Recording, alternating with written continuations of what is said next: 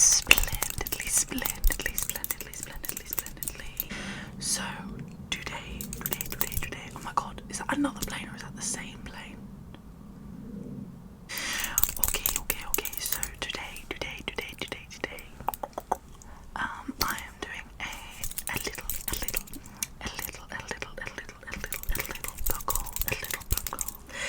little book haul. I love reading. It's what I'm usually doing in my spare time if I'm not sleeping,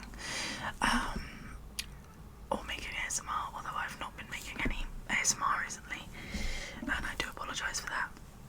I'm just very, very tired all the time at work, and I just really feel like I've lost the motivation at the moment, even though I really enjoy making it, and I still watch it every night. So yeah, I'm kind of trying not to put too much pressure on myself now to have like a strict routine. I'm just gonna film when I feel like it. So yeah, I felt like filming this morning, so I'm doing it. So I bought some books recently. I haven't bought these all in one go, but they've kind of all been in the space of a month.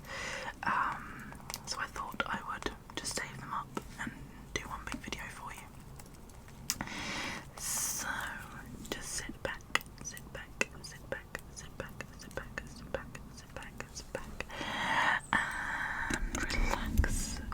relax.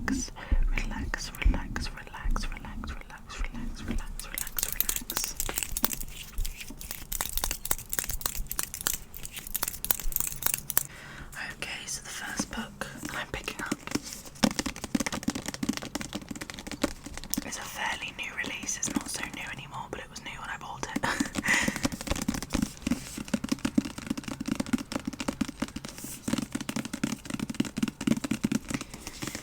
This is Blue Sisters by Coco Malaz. She is the author of Cleopatra and Frankenstein.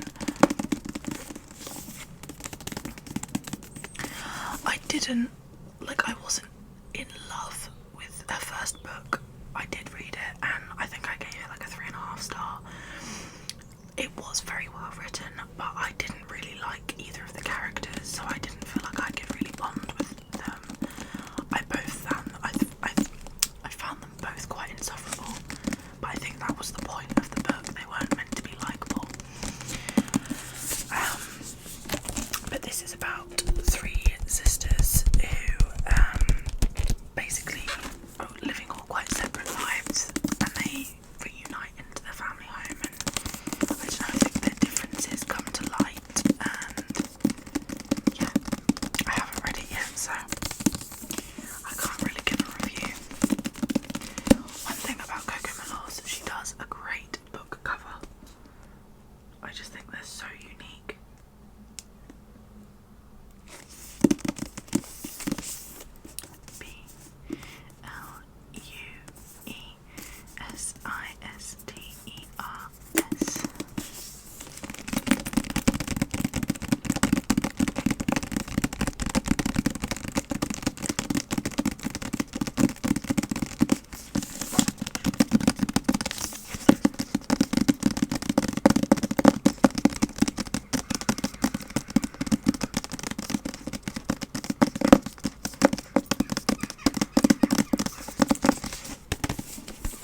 I've got a bookmark in it as well. This is my favourite bookmark.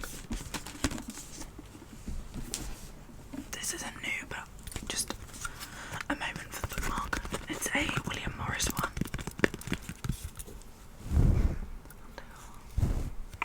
Sorry, my jumper on the microphone, little birdies. It's called Strawberry Thief, and it's a wallpaper. You can get it in a wallpaper.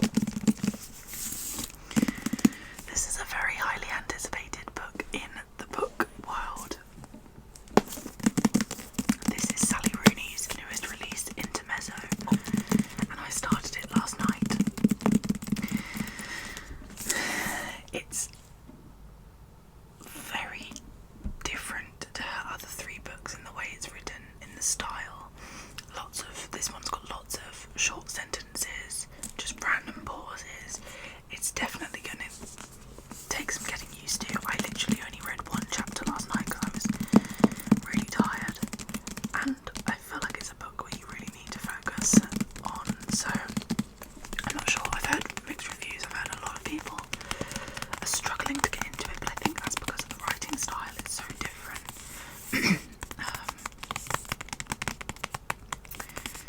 So yeah, it's about two brothers whose father died.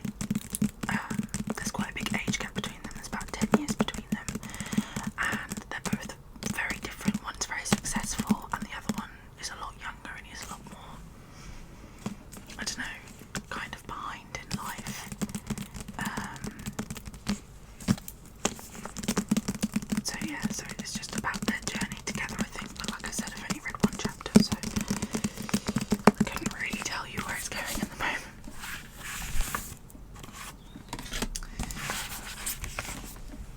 And then I bought a new bookmark to go into it. It did have a ribbon, but it's fallen off somewhere, which is a bit annoying, but oh well. I love this. This is really pretty. I'm a sucker for a Waterstones bookmark. I think their bookmarks are so beautiful. I have loads of them, even though I end up using the same one half the time for like £5.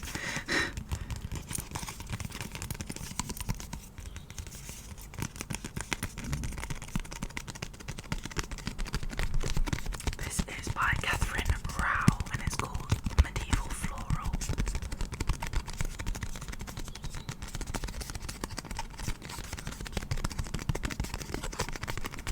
That's a good sound.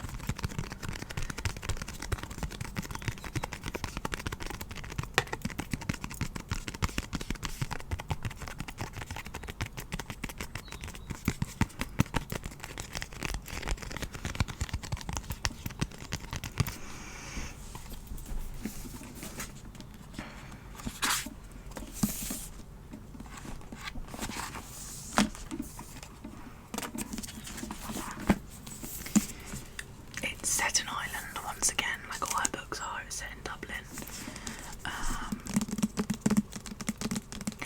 I wonder if she'll write all of her books like that she ever makes in Ireland, especially Dublin. I think 3 of the 4 are in Dublin. I could have made that up. It's been a while since I've read her other ones.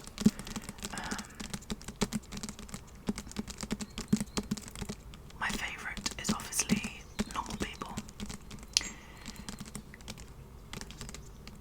Then it's a difficult one between the other two because both of them don't really have very likeable characters, I don't think.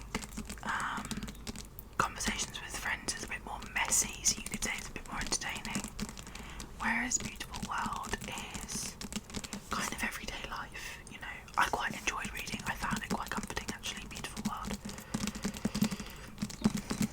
Depends on my mood, I suppose, what I feel. I love this cover.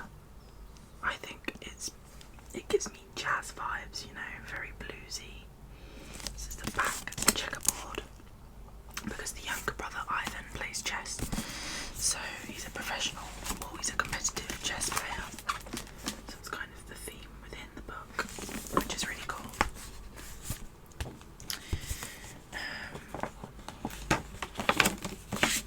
Does anyone else have to take the cover off though on a hardback? I can't bear reading with the cover on.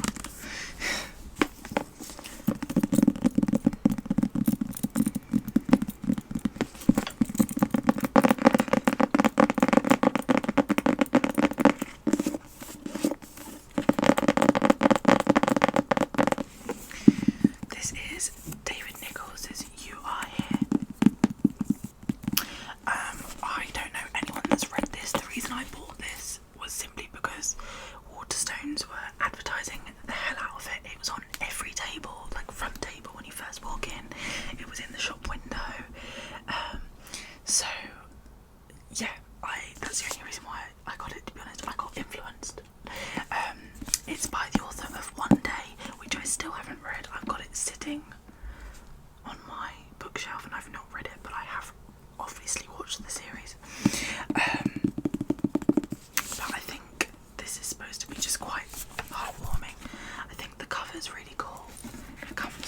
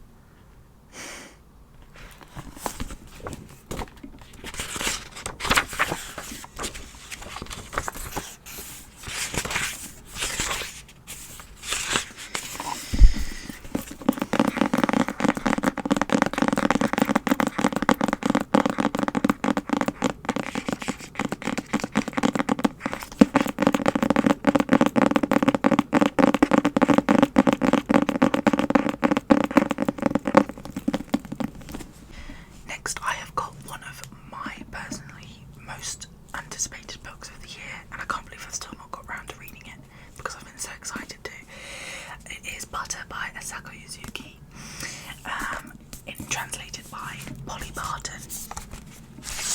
It is translated from the Japanese, I believe. It doesn't actually say. Yes, the Japanese. I think the cover is so cool. One of the coolest covers I've ever seen. It's got this metallic blood streak going on,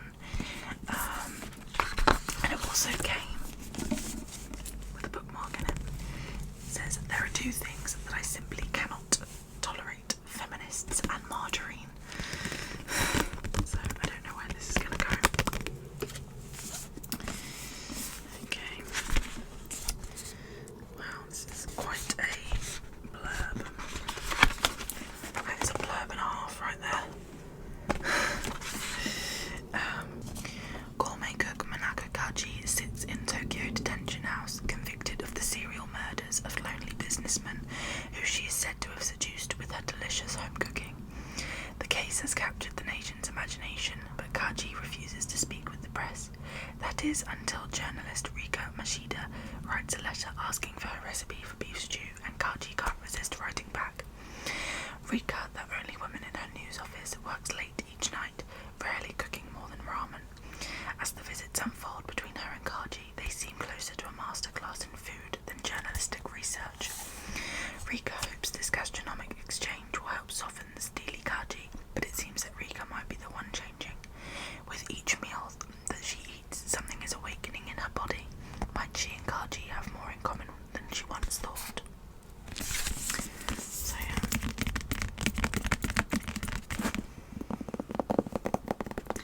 This cover reminds me of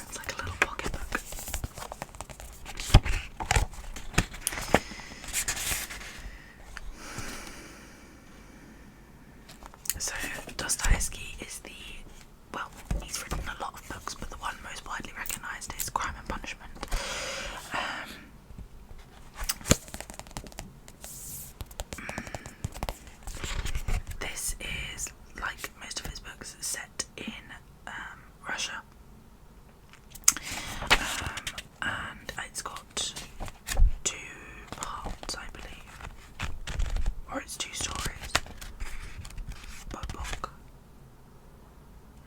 Yeah, I don't know. I don't know if they're 2 separate stories. But I'm trying to get more into my classics, and it was £3, and I just thought, why not? We'll give it a go. It's quite rare I'm able to get into one, so but I've heard that this is one to try. And the final book is This Is How You Lose the Time War by Max Gladstone. I've heard so many good things about this, and I actually saw this being read by Isaac in the new season of Heartstopper the other day as well, which I thought was really cool. I'd already bought it, but I just thought that was quite cool. Because I've actually read some of the books that he reads in the series, because I think that's a really cool trend. So I've heard this is kind of Hunger Games vibes. So there's Red and Blue, 2 rival agents hell-bent on securing the best possible future for their warring factions, strike up an unlikely correspondence. But what started as a taunt, a battlefield boast, grows into something more, something epic and romantic, something that could change the past and the future. The discovery of their bond will mean their deaths. There's still a war going on, and someone has to win that war. That's how war works, right? My apologies, it's also written by Amal El-Motar. It's a co-written book.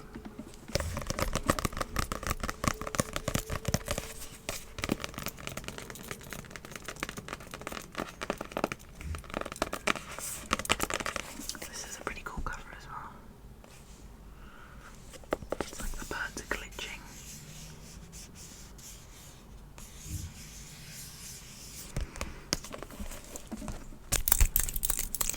So that is all the books that I have bought recently.